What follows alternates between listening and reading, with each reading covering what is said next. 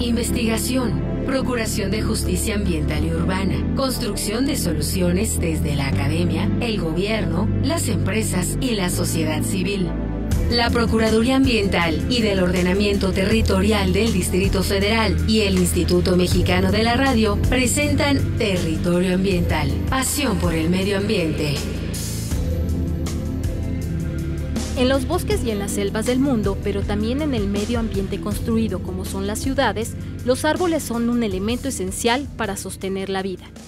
Para los seres humanos que vivimos en ciudades, los árboles constituyen una defensa natural contra el ruido y el viento. Nos protegen del polvo y la contaminación, entre otras importantes funciones que nos regalan bienestar y salud. Los árboles en las ciudades, a diferencia de los que viven en el campo, necesitan de un mantenimiento constante para lograr su supervivencia en parques, camellones, banquetas o jardines de todo tipo. De esto hablaremos hoy con el doctor Héctor Mario Benavides Mesa, investigador del Instituto de Investigaciones Forestales, Agrícolas y Pecuarias, INIFAP. Yo soy Erika Larios Muñoz. Y yo soy Francisco Calderón Córdoba. Bueno, pues el día de hoy, como lo anunciamos, nos acompaña el doctor Benavides, que trabaja en el INIFAP, y bueno, vamos a hablar sobre arbolado urbano. Doctor, para empezar, me gustaría que le compartiera al auditorio de Territorio Ambiental qué es la dasonomía urbana y cuál es su diferencia con el manejo forestal.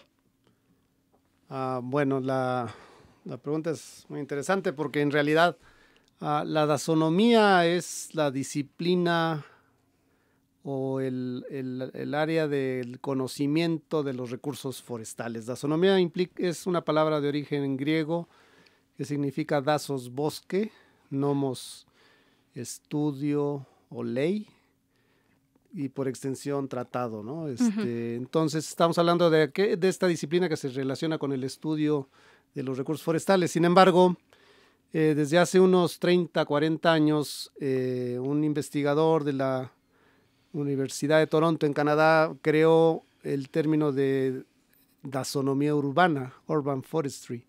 Él fue el primero que lo utilizó y empezó a hablar del bosque urbano, el arbolado que se encuentra en las ciudades. Un término estrictamente forestal, ¿sí? Porque su concepto fue de no abordar a los árboles de manera individual, sino conceptuar a los árboles en las ciudades como un todo, como una masa forestal, como una masa arbolada, mejor dicho, que se ubica en una condición especial, las ciudades, ¿sí? Entonces, a raíz de que se empieza a conceptuar a la masa arbolada como un todo al cual se le puede dar los tratamientos similares a las masas forestales que crecen en condiciones rurales, se empezó a acuñar este término de dasonomía urbana, es decir, la disciplina que se relaciona con el estudio del bosque urbano. De ahí entonces, en realidad se deriva entonces a través de la aplicación de los procedimientos que nos proporciona la dasonomía urbana, podemos generar entonces el manejo de las masas arboladas urbanas, ¿sí? El manejo es una palabra que lamentablemente luego se malinterpreta o se malusa. En realidad el manejo es algo más complejo y a veces se cree que es darle el mantenimiento a los árboles, y no. El manejo en realidad es de un recurso, implica toda una serie de actividades que se tienen que realizar de manera programada, planeada. Por eso muchas veces se habla del plan de manejo forestal o programa de manejo forestal. Y en este caso estamos hablando de todas esas actividades que tenemos que realizar en forma coordinada, programada, que se deriva del conocimiento del recurso, ¿sí? Entonces, por eso no son cosas diferentes, pero en realidad el manejo de las masas arboladas urbanas se deriva de la dasonomía urbana cuando llevamos a cabo su estudio, su diagnóstico, su caracterización, y con base en ello las cosas que debemos hacer, cuándo debemos hacerlas y en qué manera vamos a ir coordinando esas actividades, que pueden ser desde la colecta de semilla hasta el derribo de un árbol, para que nos demos una idea.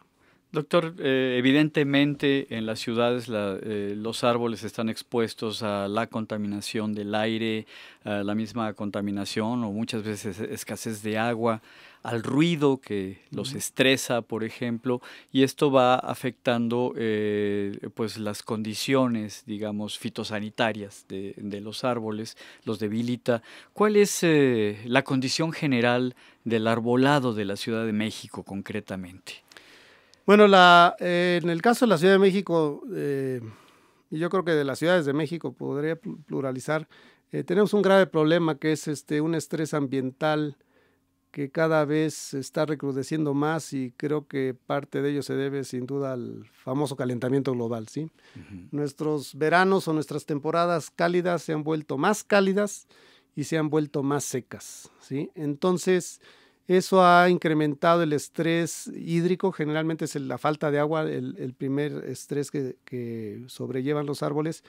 Y a raíz de que empieza este problema de un estrés hídrico, las defensas de los árboles se empiezan a disminuir. El árbol se hace más susceptible a ser atacado por plagas o por enfermedades. Y entonces, en términos generales, yo diría que los árboles están siendo sometidos a un estrés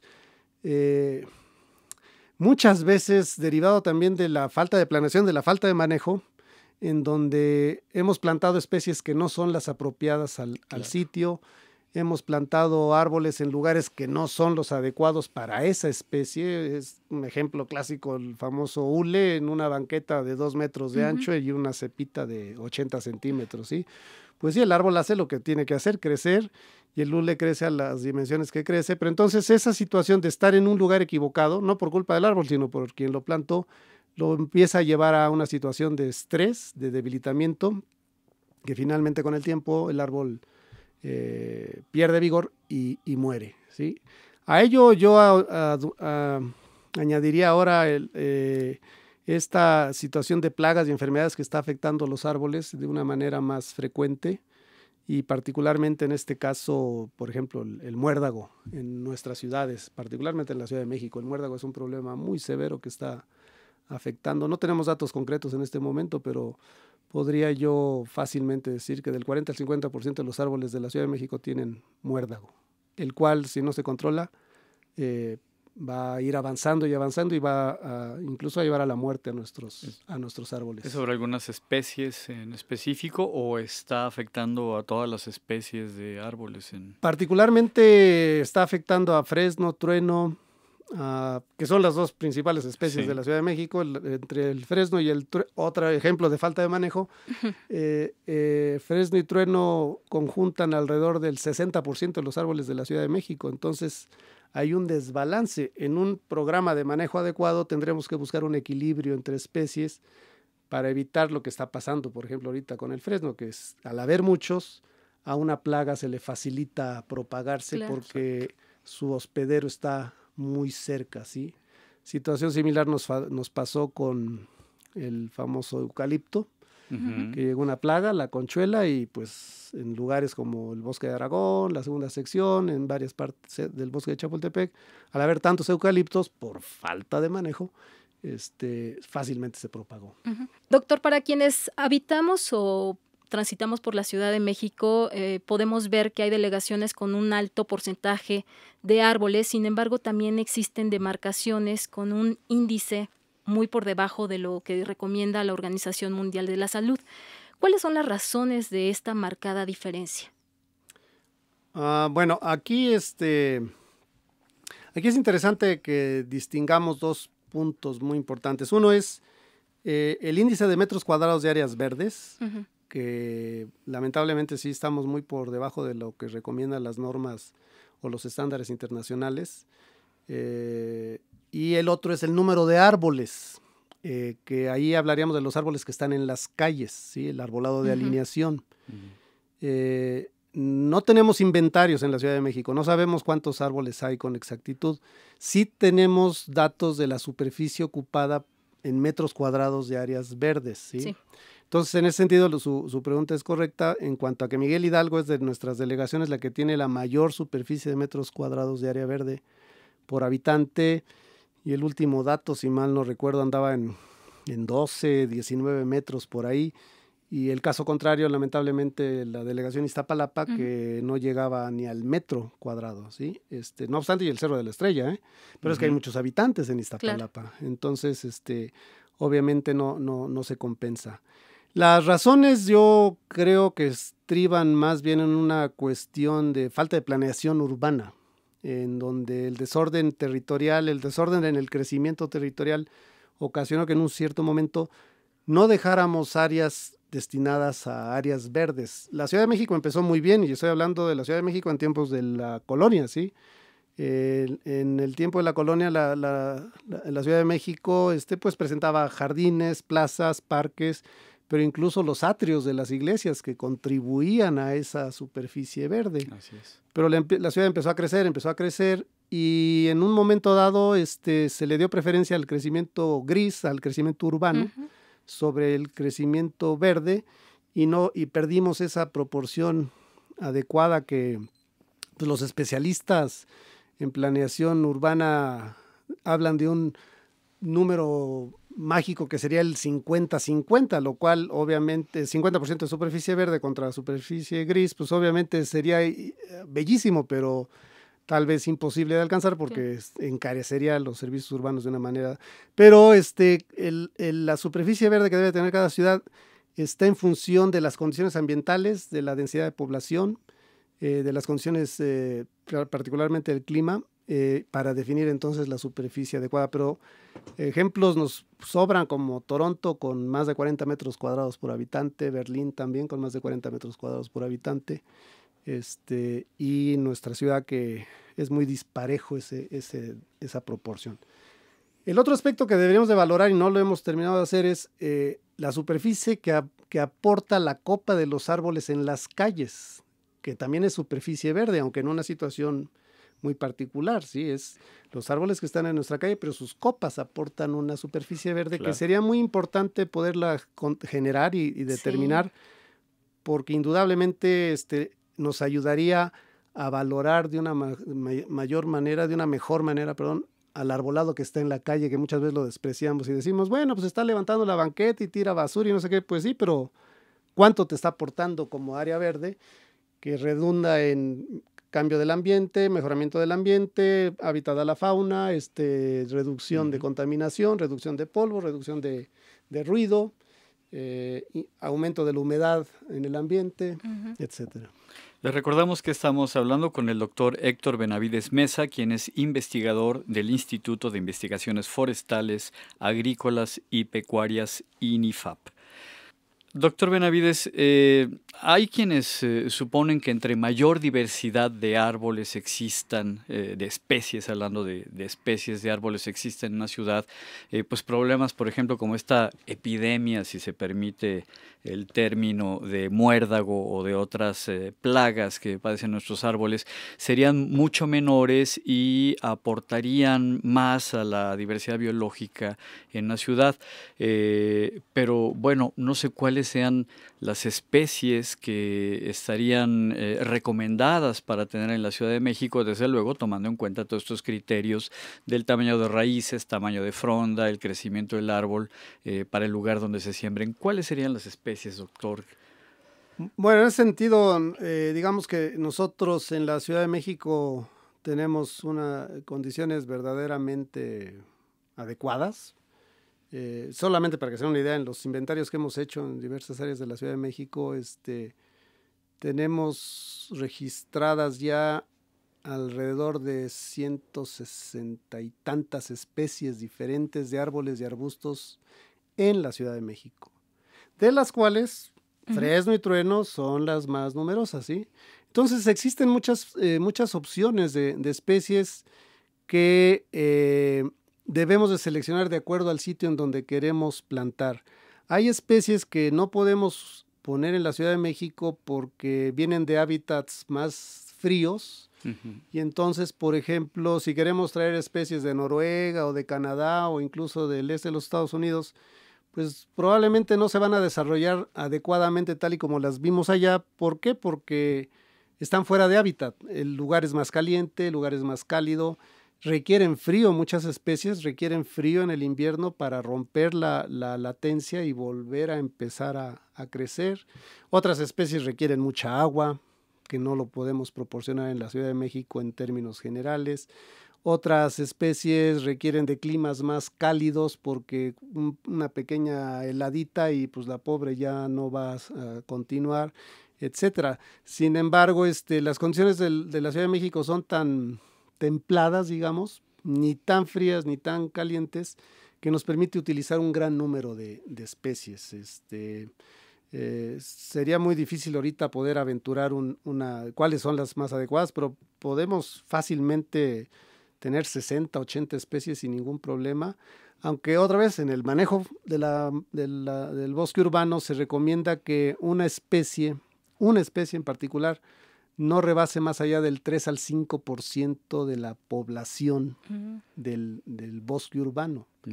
Entonces, ahí ya tenemos un parámetro que nos ayudaría a decidir en qué momento, por ejemplo, no más fresnos. Ya no más fresnos en el corto y mediano plazo. ¿Por qué? Porque ya está sobre representada la especie. No más truenos también, porque están sobre representados. Buscar otras opciones para ir buscando ese equilibrio entre especies. Doctor, cuando se foresta o se reforesta, siempre se habla de que es mejor hacerlo con especies nativas. Sin embargo, bueno, a mí me queda la duda, ¿las especies exóticas son las que usted hacía referencia hace ratito, de esas que vienen de países europeos, nórdicos, que requieren de otras condiciones climáticas, otro tipo de suelo, o cuáles son? Sí, en realidad en los últimos años se ha promovido más el uso de especies nativas. Por alguna razón, y yo creo que eso se remonta a los orígenes del humano cuando empezó a arborizar sus ciudades, prefirió lo exótico, lo ajeno, lo diferente, ¿sí? Mucha gente me lo ha dicho, dice, no, pues para nopales allá en el cerro, yo quiero cosas bonitas aquí, ¿no? Tratando de hacer más bello el entorno de sus casas, ¿no? de sus ciudades. Sin embargo, se ha visto que en muchas ocasiones estas especies que hemos traído o que se han traído de otros lugares, pues a veces presentan problemas porque no están adaptadas a las condiciones ambientales del lugar, o en cuanto llega una plaga o una enfermedad del lugar de donde es originaria, rápidamente se propaga, como pasó aquí con el eucalipto, porque al no tener los enemigos naturales esa plaga, Exacto. no hay nada que la contrarreste, entonces puede avanzar fácilmente, ¿sí? Atacando a los árboles. Entonces, desde hace unos 30 años se ha empezado a favorecer más el uso de las especies nativas en la idea de que están adaptadas a las condiciones ambientales del sitio. Y en ese sentido yo creo que México sí tiene una gran ventana de oportunidad porque somos un país megadiverso. El cuarto, si las cifras no nos engañan, es el cuarto en biodiversidad. Entonces tenemos muchas opciones que podríamos utilizar como plantas nativas, no necesariamente del Valle de México o de la región central de México, pero sí trayendo a lo mejor plantas de Veracruz, de Michoacán, de Nuevo León, que podrían adaptarse mejor a las condiciones ambientales de la Ciudad de México, y eso nos lleva a una cantidad bastante elevada, que incluso se dan casos que hay especies que no conocemos, que no hemos probado en condiciones urbanas. Sabemos de ella, Cercis mexicana, por ejemplo. Es una belleza ese árbol. El mismo sicomoro mexicano. Es una belleza en su condición natural, pero que no le hemos, aquí por lo menos en el Valle de México, no la hemos probado, y que pudiera funcionar muy bien también para incrementar esta diversidad de especies arbóreas y arbustivas. Doctor, pues es un tema realmente apasionante hablar de los árboles mexicanos también. ¿Dónde puede la gente, doctor, investigar al respecto? ¿Cómo se puede acercar al INIFAP también para obtener incluso asesoría técnica? Digamos, si están pensando en plantaciones, no lo sé. ¿Tienen una página? ¿Están en las redes sociales? Sí, el INIFAP es una institución de investigación forestal, agrícola y pecuaria. Sin embargo, yo consideraría que es la institución pionera en México, que inició trabajos de investigación y de servicio o de asesoría en México desde hace más de 40 años. ¿Sí? Y hay que decir que la PAOT también se asesora del trabajo del INIFAP para trabajos sobre el arbolado urbano, Sí. Por este rigor técnico científico que ustedes manejan. Sí, gracias. Y entonces, sí tenemos una página en el instituto, particularmente aquí en la Ciudad de México, tenemos un centro de investigación en ecosistemas forestales, en donde pues realizamos proyectos de investigación, proyectos de servicio y tratamos de, sobre todo, establecer ese contacto con la gente a cargo de las áreas verdes. El instituto, el INIFAP, es una institución que por su forma de trabajar tiene que buscar siempre la cercanía con los productores, con los administrativos en las áreas forestales, con los encargados de los recursos naturales, porque es una institución convencida que si no trasciende lo que hacemos, pues no tiene ningún sentido, ¿sí? Uh-huh. Entonces, eso nos obliga a que constantemente busquemos la cercanía en el caso de la taxonomía urbana, busquemos la cercanía con las dependencias operativas de las delegaciones, de los municipios, y pues tratamos de brindar cursos, ¿algún teléfono, publicaciones? Doctor? Sí, como no, el teléfono en el instituto es el 3626-8700 y la extensión donde estoy yo es la 504, y en la página del INIFAP ahí nos pueden encontrar. Erika. Doctor, queremos agradecer mucho su presencia. Y Paco, nos escuchamos en la próxima emisión. Muchas gracias al doctor Héctor Benavides Mesa y a usted que nos escuchó. Hasta la próxima. Síguenos en las redes sociales, Facebook, Twitter y YouTube. Visítanos en www.paot.mx o comunícate al 52 65 07 80. La Procuraduría Ambiental y del Ordenamiento Territorial del Distrito Federal y el Instituto Mexicano de la Radio presentaron Territorio Ambiental, pasión por el medio ambiente.